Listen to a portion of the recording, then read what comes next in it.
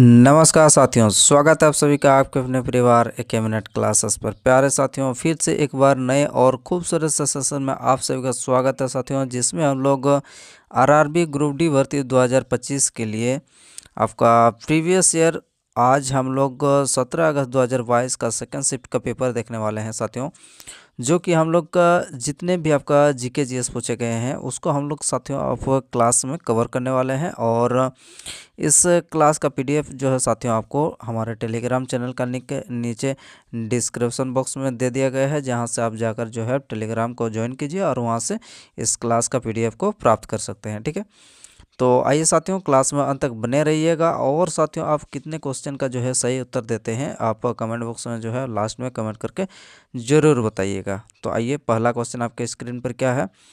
पहला क्वेश्चन आपके स्क्रीन पर साथियों यहाँ पर आपको पूछा जा रहा है कि मौसिन राम पृथ्वी पर सबसे अधिक आर्द्र स्थान है और यह कहाँ स्थित है, ये आपको बताना साथियों। तो कहाँ स्थित है, महादेव पहाड़ियों पर, लुसाई पहाड़ियों पर, या फिर राजमहल, या फिर खासी पहाड़ियों पर।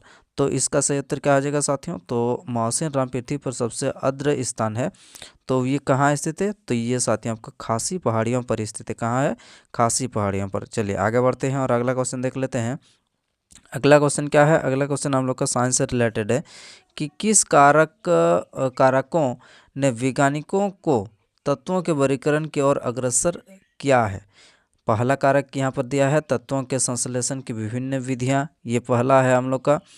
अगला देख लेते हैं, तो पहला ये हो गया। अगला हम लोग का है कि तत्वों के विभिन्न स्रोत या फिर तत्वों के विभिन्न गुण।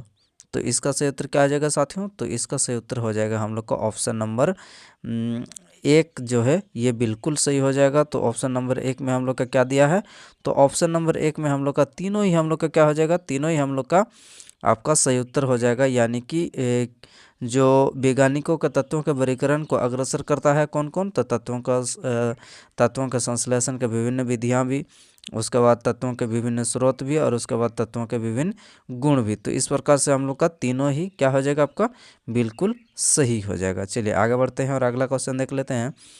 अगला क्वेश्चन क्या पूछा जा रहा है कि मनुष्य के पाचन तंत्र में होने वाले सबसे कौन सी क्रिया गंदगी पर साबुन की पायसीकरण की क्रिया के समान है साथियों, ये आपको बताना है। जो बोला जा रहा है कि मनुष्य के पाचन तंत्र में होने वाले ऐसे कौन सी क्रिया है जो जहाँ आपका गंदगी पर साबुन की पायसीकरण की क्रिया के समान है। तो इसका सही उत्तर क्या हो जाएगा, तो इसका सही उत्तर हो जाएगा साथियों आपका ऑप्शन नंबर एक। क्या है यहाँ पर, पित्त लवण बड़ी वासा बड़ी वासा कणों को छोटे कणों में तोड़ता है। क्या करता है ये, पित्त लवण बड़ी वासा कणों को छोटे लवणों में तो।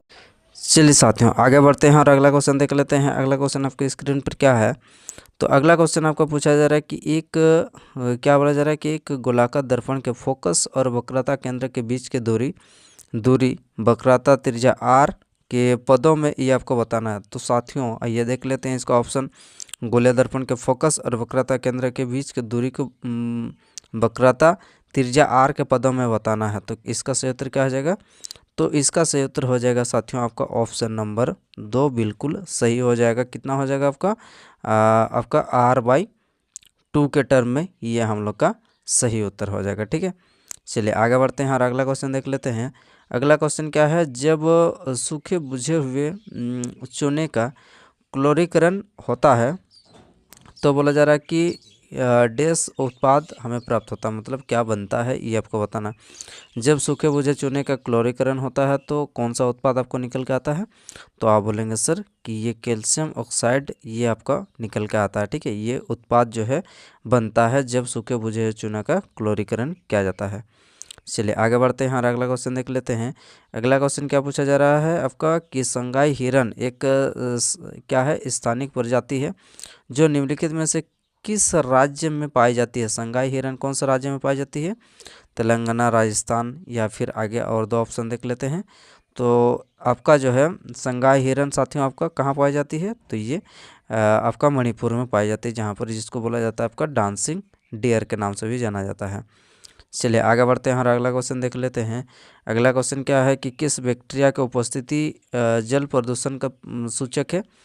तो किस बैक्टीरिया का उपस्थिति जो है आपका जल प्रदूषण का जो है आपका सूचक है, तो ये हो जाएगा साथियों आपका ई कोली कोलीफॉर्म जो है ये बैक्टीरिया जो है आपका जल प्रदूषण का क्या है, एक सूचक है यानी कि इंडिकेटर है आप कह सकते हैं। आइए आगे बढ़ते हैं और अगला क्वेश्चन देख लेते हैं। अगला क्वेश्चन है आपका, निम्नलिखित में से कौन सा भाग पौधों में गैसों का आदान प्रदान में क्या करता है, यह आपका सहायता करता है। तो कौन पौधे का ऐसा कौन सा भाग है यानी कि कौन सा पार्ट है जो कि गैसों के आदान प्रदान में क्या करता है, आपका हेल्प करता है या सहायता करता है। तो क्या हो जाएगा साथियों, तो इसका सही उत्तर हो जाएगा हम लोग का स्टोमेटा जो है, यही हम लोग का क्या करता है, गैसों का एक्सचेंज करने में यह क्या करता है, मदद करता है। आइए आगे चलते हैं और अगला क्वेश्चन देख लेते हैं। अगला क्वेश्चन पूछा जा रहा है आपसे कि निम्नलिखित में से किस तत्व के आणविक सूत्र में परमाणुओं की संख्या जो है अधिकतम होता है। तो साथियों आपको आपका आणविक परमाणुओं की संख्या अधिकतम कौन सा तत्व में होता है, तो इसका सही उत्तर क्या बोलेंगे, तो इसका सही उत्तर हो जाएगा आपका ऑप्शन नंबर 1, क्या हो जाएगा आपका सल्फर। इन तत्वों में किसका जो आणविक अधिकतम होता है, तो ये आपका सल्फर का सबसे ज़्यादा होता है। ठीक है, ऑप्शन नंबर 1 बिल्कुल सही हो जाएगा। अगला देख लेते हैं साथियों, विद्युत मोटर के आर्मेचर में निम्नलिखित में से कौन सा ऐसे भाग शामिल होते हैं। तो आइए देख लेते हैं। तो विद्युत मोटर में जो आर्मेचर के निम्नलिखित में से कौन सा भाग आपका शामिल होते हैं, तो नरम लोहा का कोर, या फिर आगे देख लेते हैं कुंडली, या फिर चुंबक। तो इसमें साथियों क्या हो जाएगा, तो इसमें हो जाएगा हम लोग का तीनों ही जो है, सॉरी, इसमें हम लोग का कौन कौन शामिल होते हैं, तो ये आपका कुंडली अब शामिल होता है, और आपका यहाँ पर नर्म लोहा, कुंडली और नर्म जो लोहा जो है ये आपका आर्मेचर में ये शामिल होते हैं। ठीक है, विद्युत आर्मेचर में ये शामिल होते हैं, क्या क्या, नर्म लोहा का कोर और आपका कुंडली। ठीक है, तो ऑप्शन नंबर क्या हो जाएगा, ऑप्शन नंबर आपका 4 बिल्कुल सही हो जाएगा, जहाँ पर 1 और 2 आपका दोनों ही सम्मिलित होता है। आइए आगे बढ़ते हैं और अगला क्वेश्चन देख लेते हैं। निम्नलिखित में से कौन सी नदी अमरकंटक पहाड़ियों से निकलती है। साथियों आपको बताना है कि कौन सी नदी इनमें से जो है आपका अमरकंटक की पहाड़ियों से निकलती है। तो ये नर्मदा नदी जो है यह अमरकंटक की पहाड़ियों से निकलती है, और कहाँ पर जाकर गिरती है, तो ये अरब सागर में जाकर ये नदी जो है गिरती है। ठीक है, ध्यान रहेगा।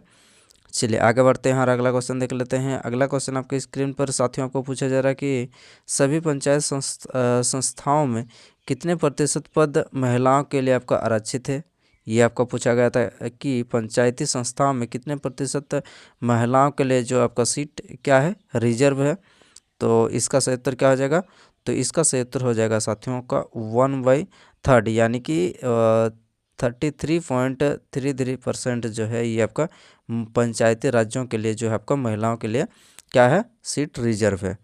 आइए आगे बढ़ते हैं और अगला क्वेश्चन चलते हैं साथियों। अगला क्वेश्चन आपके स्क्रीन पर, निम्नलिखित में से कौन सा अभिक्रिया रेडक्स अभिक्रिया का जो है एग्जाम्पल नहीं है, ये आपको बताना है कि जो हम लोग का रेडक्स अभिक्रिया है उसका एग्जाम्पल कौन सा नहीं है, ये आपको बताना है।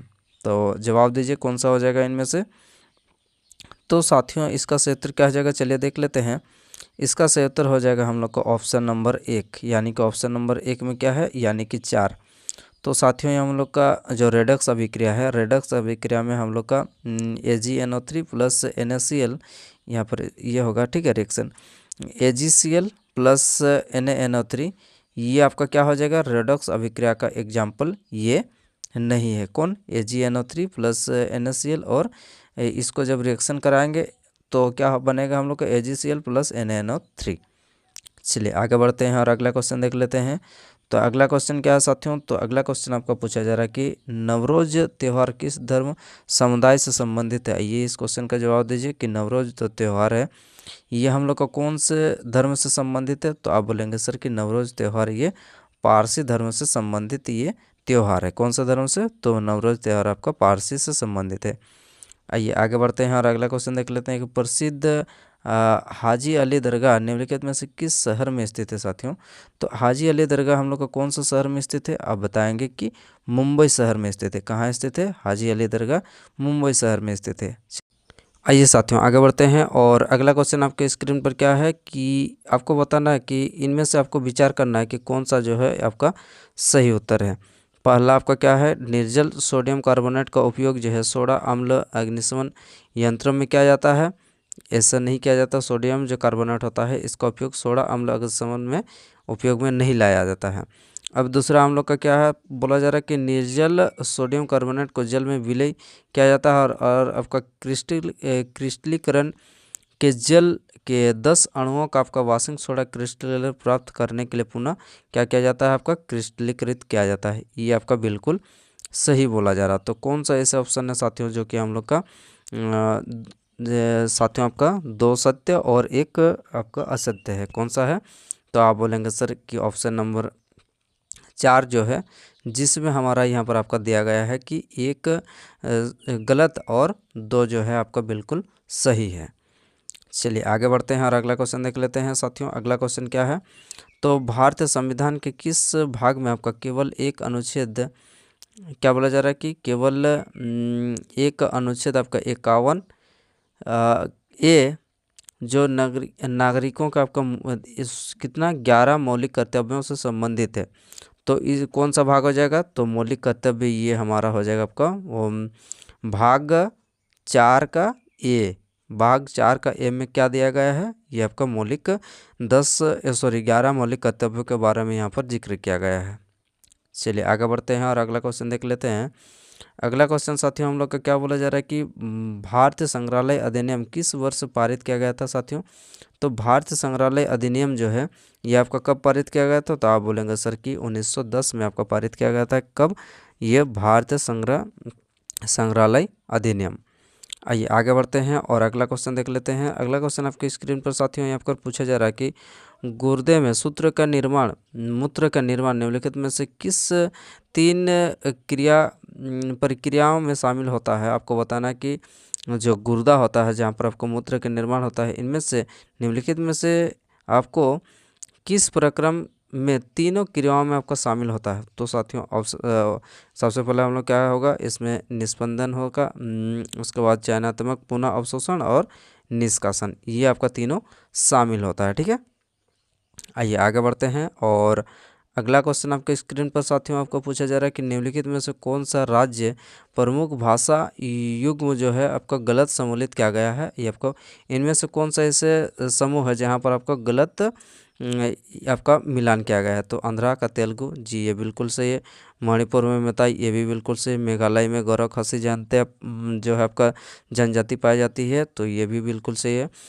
केरल आपका बिल्कुल गलत हो जाएगा साथियों। आपका केरल में कौन सा भाषा बोला जाता है, केरल में आपका मलयालम भाषा आपका बोला जाता है, जहाँ पर ये क्या दिया गया है, कन्नड़ दिया गया। तो बिल्कुल सही कौन सा हो जाएगा आपका गलत युग्म, तो ये आपका ऑप्शन नंबर 4 आपका बिल्कुल सही हो जाएगा। चलिए आगे बढ़ते हैं।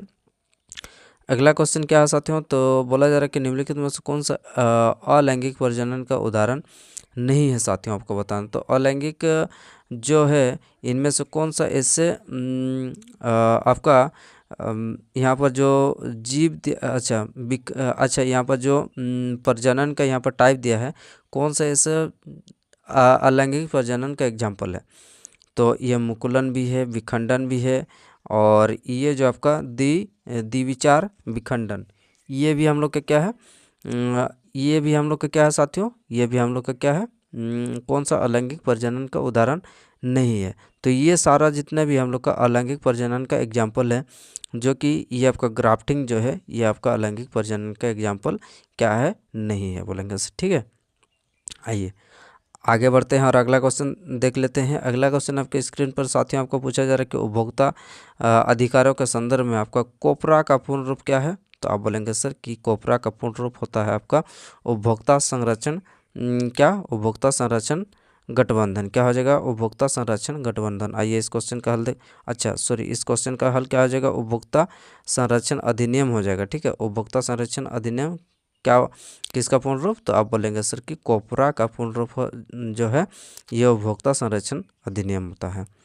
आइए आगे बढ़ते हैं साथियों और अगला क्वेश्चन देख लेते हैं कि इनमें बोला जा रहा है कि कार्बन के इलेक्ट्रॉनिक विन्यास निम्नलिखित में से कोषों की कुल संख्या कितनी होती है। आइए इस क्वेश्चन का जवाब दीजिए कि जो कार्बन होता है, कार्बन कितना होता है सर? तो कार्बन हम लोग का कितना होता है, इसका एटॉमिक नंबर आपका 6 होता है, जो कि पहला में 2 रहेगा और दूसरा कोष में कितना रहेगा आपका 4।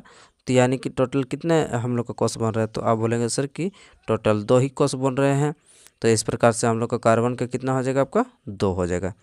चलिए आगे बढ़ते हैं और अगला क्वेश्चन देख लेते हैं साथियों। यहाँ पर बोला जा रहा है कि 1876 में भारत के राष्ट्रीय आय का पहला आकलन किसने तैयार किया था? तो साथियों आपका 1876 में भारत का राष्ट्रीय आय का जो पहला आकलन है किसके द्वारा तैयार किया गया था? तो ये साथियों आपका दादा भाई नौरोजी के द्वारा ये तैयार किया गया था राष्ट्रीय आय का पहला आकलन 1876 में। आइए आगे बढ़ते हैं और अगला क्वेश्चन देख लेते हैं। अगला क्वेश्चन आपके स्क्रीन पर साथियों आपको पूछा जा रहा है कि कोई भी अभिक्रिया जो अघुलनशील अवक्षेप उत्पन्न करती है उसे डैश कहा जाता है। तो आपको जवाब देना है कि कौन सा ऐसा अभिक्रिया है जो क्या करता है, अवक्षेप उत्पन्न करता है। तो इनमें से कौन सा ऐसा रिएक्शन है?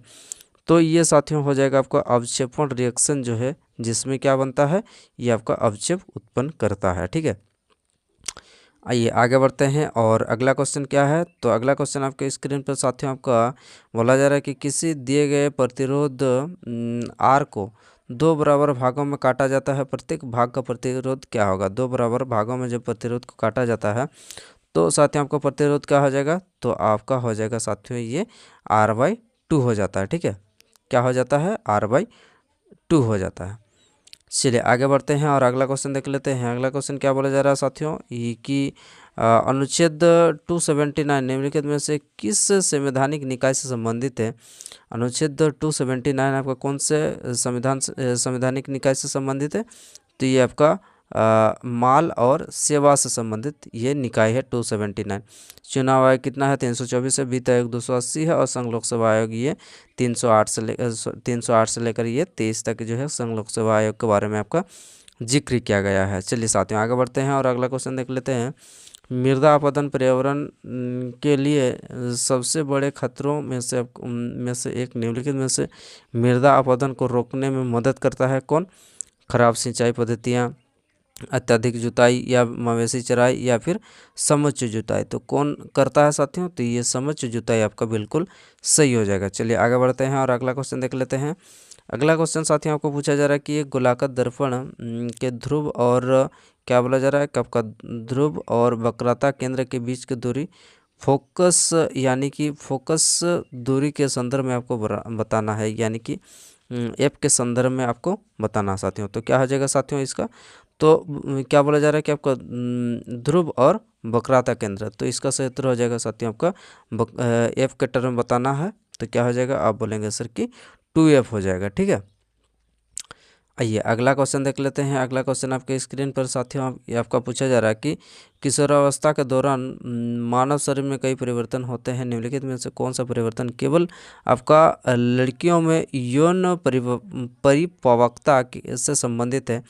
ये आपको बताना है कौन सा ऐसा हम लोग का केवल जो क्या आपका यौन जो आपका महिला के यौन परिवर्तन से संबंधित है। ठीक है, अब देख लेते हैं। तो तेलीय त्वचा या फिर मुहासे या फिर शरीर में विभिन्न भागों में बाल का उगना या फिर अपने रूपों में प्रति सचेत या स्तन ग्रंथियों में वृद्धि। तो क्या हो जाएगा साथियों? ये केवल आपका स्तन ग्रंथियों में वृद्धि जो है ये आपका देखा जाता है। ठीक है, तो प्यारे साथियों इस प्रकार से यह आज का हमारा क्लास जो यहीं पर समाप्त होता है। क्लास कैसा लगा एक बार कमेंट बॉक्स में ज़रूर कमेंट करके बताइएगा साथियों। और इस क्लास का जो PDF है वो आपको हमारे Telegram channel AK minute classes पर आपको उपलब्ध हो जाएंगे और आप जो है टेलीग्राम चैनल को ज्वाइन जरूर से कर लीजिए।